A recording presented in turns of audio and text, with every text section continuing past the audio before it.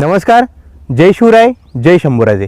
आज आम्ही कोल्हापूर जिल्ह्यातील ज्योतिबा डोंगराच्या खाली असलेल्या घनदाट जंगलामध्ये सहपरिवार निघालेलो आहे। कारण त्या घनदाट जंगलामध्ये अशा प्राचीन गुहा बनवलेल्या आहेत, त्या गुहा कदाचित तुम्ही कधीही बघितल्या नसतील। त्या गुहा बौद्ध काळामध्ये कशा बनवल्या गेल्या आणि सह्याद्रीचा काळा दगड त्या काळामध्ये कसा फोडला असेल हे देखील बघण्यासारखे आहे।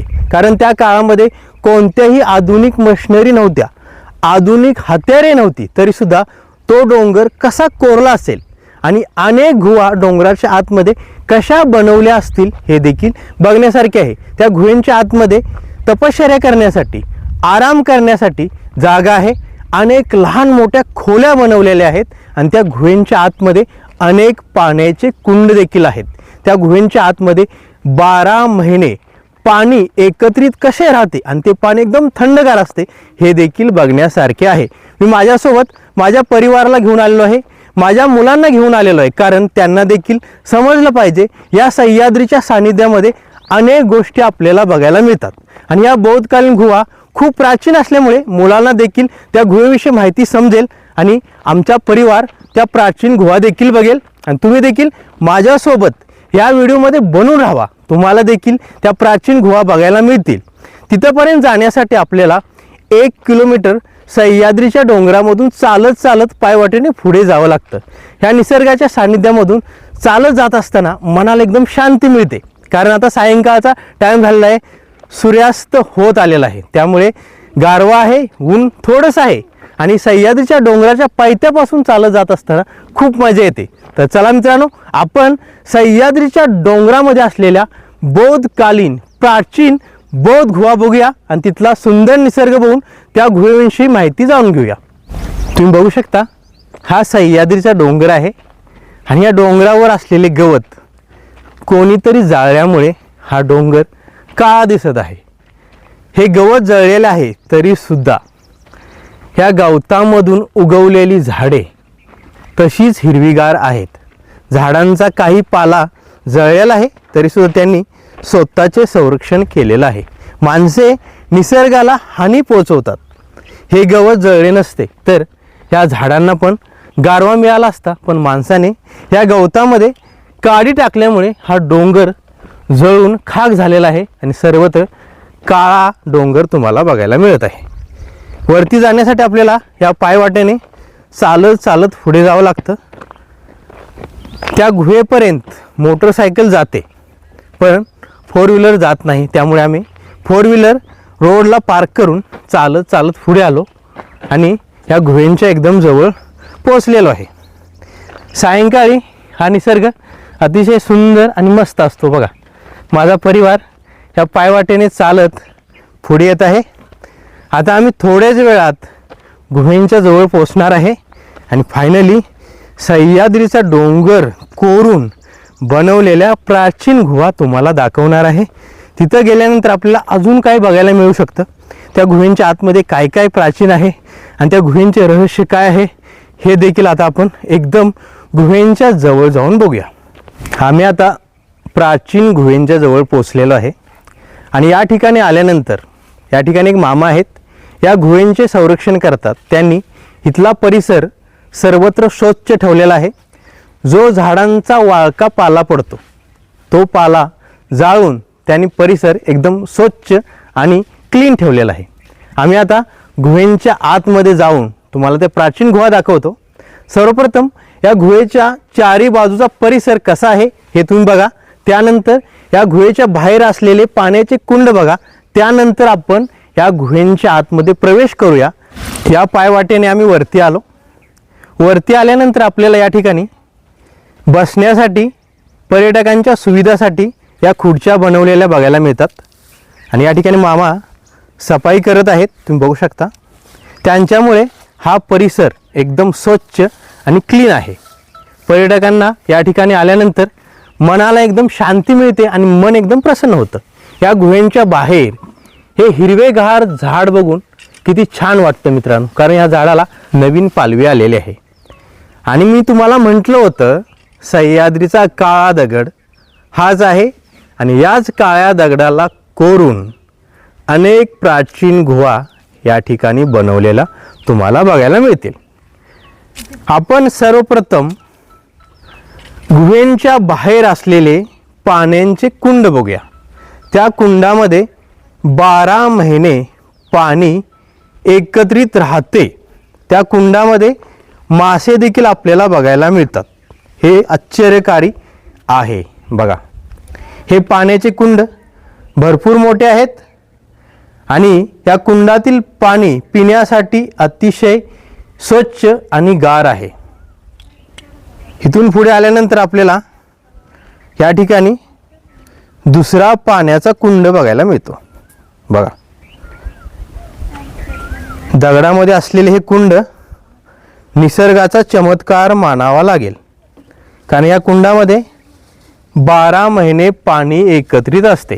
मामानी या ठिकाणी पाला जाळल्यामुळे थोडा धूर झालेला आहे. बघा, इथून या गुहेची सुरुवात होते आणि पुढेपर्यंत अशा अनेक गुहा आपल्याला ह्या डोंगरामध्ये खोदलेला बघायला मिळतात.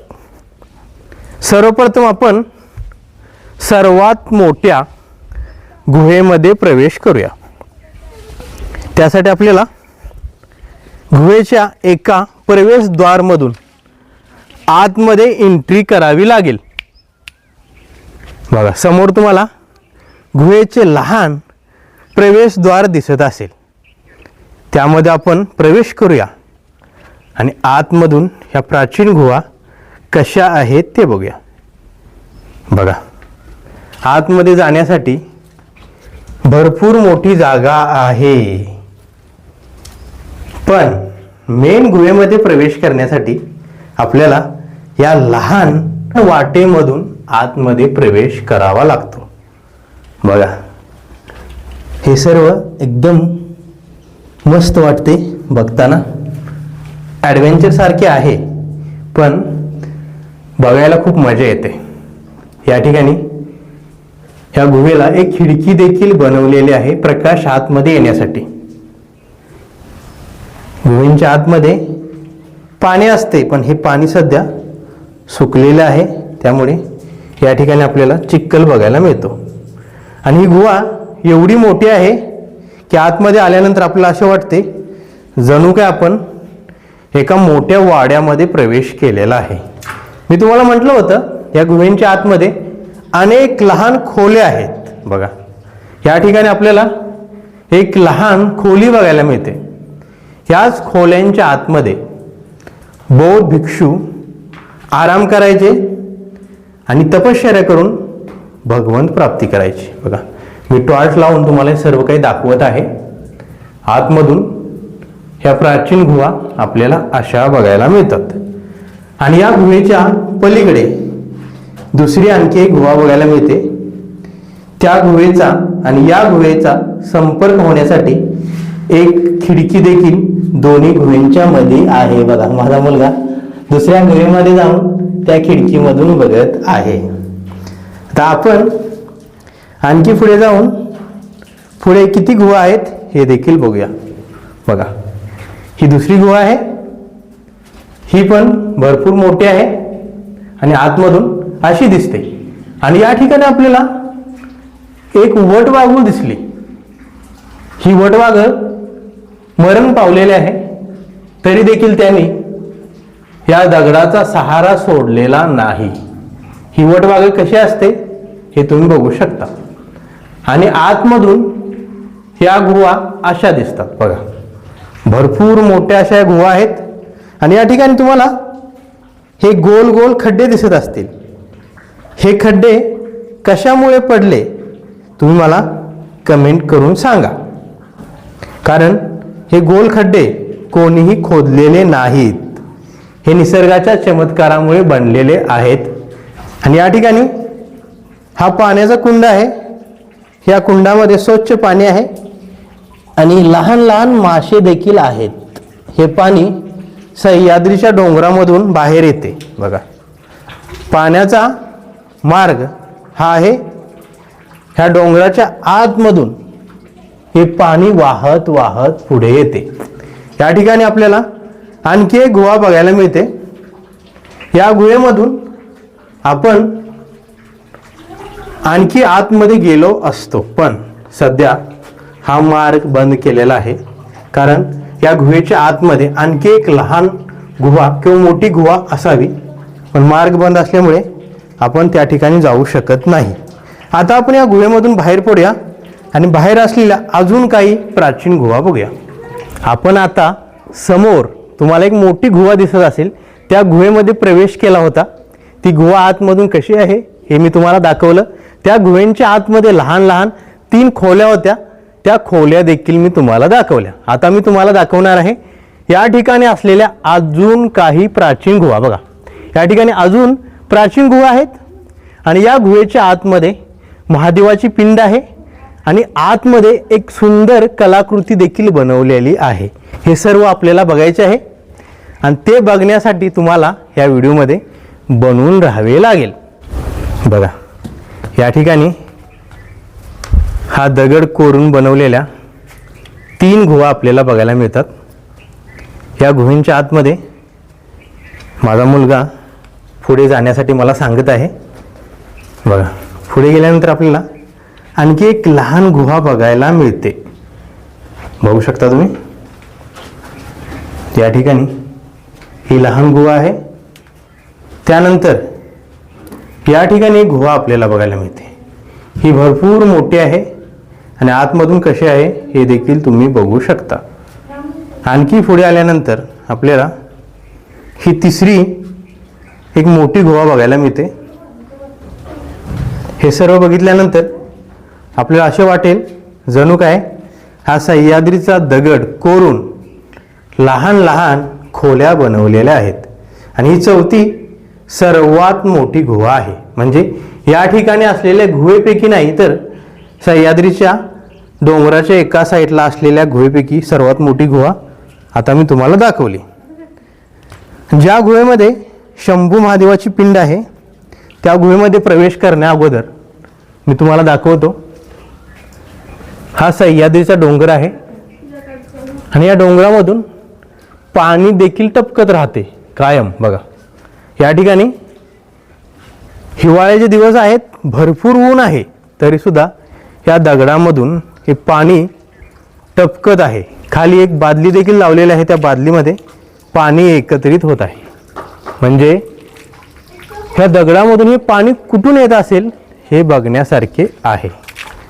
आणि या ठिकाणी असलेली सर्वात मोठी गुहा मी तुम्हाला दाखवतो, पण या गुहेला ताला लावलेला आहे, त्यामुळे आपण बाहेरूनच ही गुहा बघू शकतो. त्यासाठी आपल्याला कॅमेरा या दरवाजामधून आत घालावा लागेल. बघू शकता तुम्ही, सर्वात मोठ्या गुहेला खांबाने सपोर्ट दिलेला आहे आणि हे दगडांचे खांब किती सुंदर कलाकृतीने नटवलेले आहेत. ह्या सर्वात मोठ्या गुहेमध्ये आवाज घुमतो आणि या गुहेमध्ये 100 पेक्षा जास्त माणसे आराम करू शकतात. या खांबांच्या पलीकडे अनेक लहान मोठ्या गुहा आहेत, पण आपण त्या बाहेरूनच बघू शकतो, आतमध्ये प्रवेश नाही. आता आपण शंभू महादेवाचं दर्शन घेण्यासाठी दुसऱ्या गुहेच्या दिशेने जाऊया.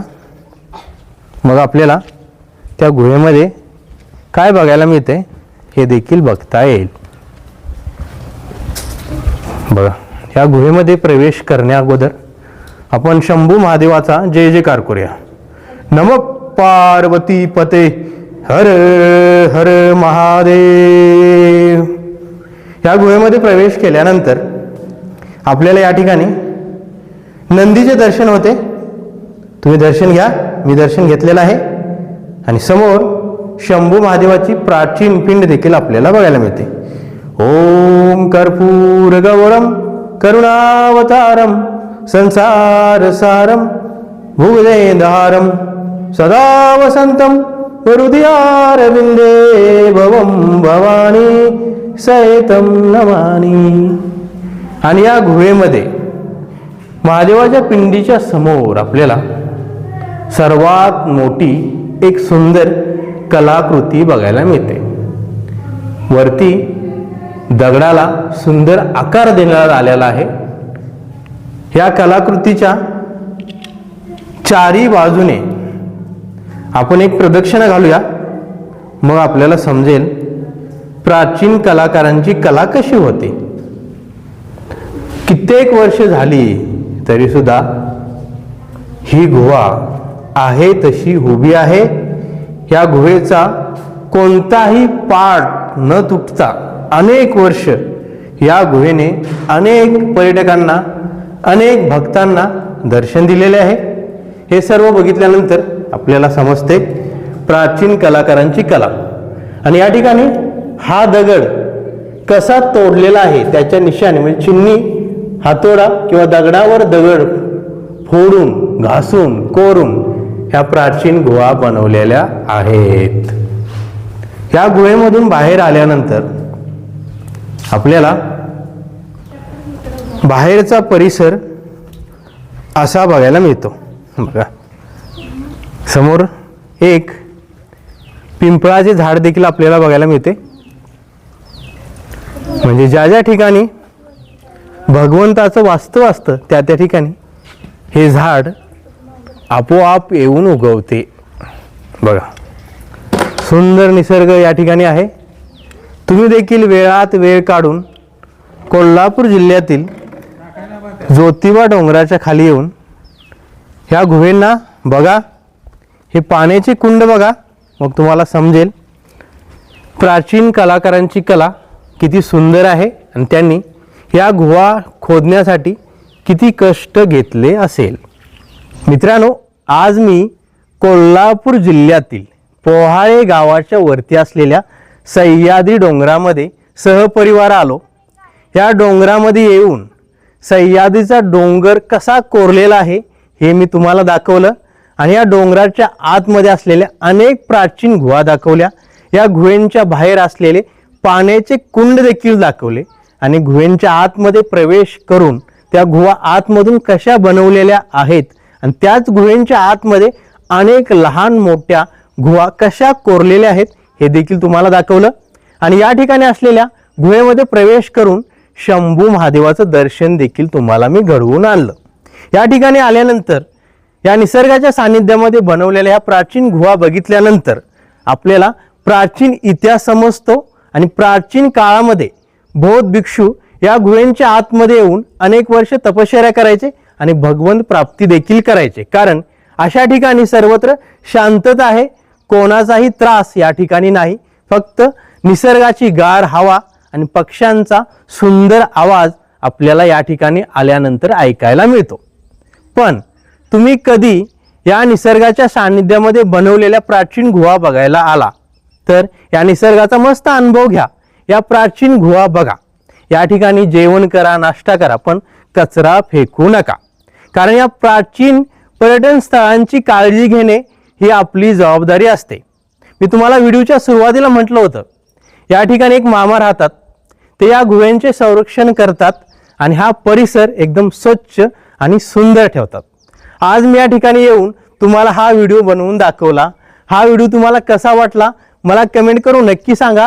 आणि असेच नवनवीन मराठी व्हिडिओ बघण्यासाठी चॅनलला सबस्क्राईब करा, शेअर करा, लाईक करा आणि बेल आयकॉन दाबून नोटिफिकेशन ऑन करा. पुन्हा भेटूया अशाच नवीन मराठी व्हिडिओ सोबत. धन्यवाद. जय शिवराय, जय शंभूराजे. नमः पार्वती पते. हर हर महादेव. छत्रपती शिवाजी महाराजांचा विजय असो.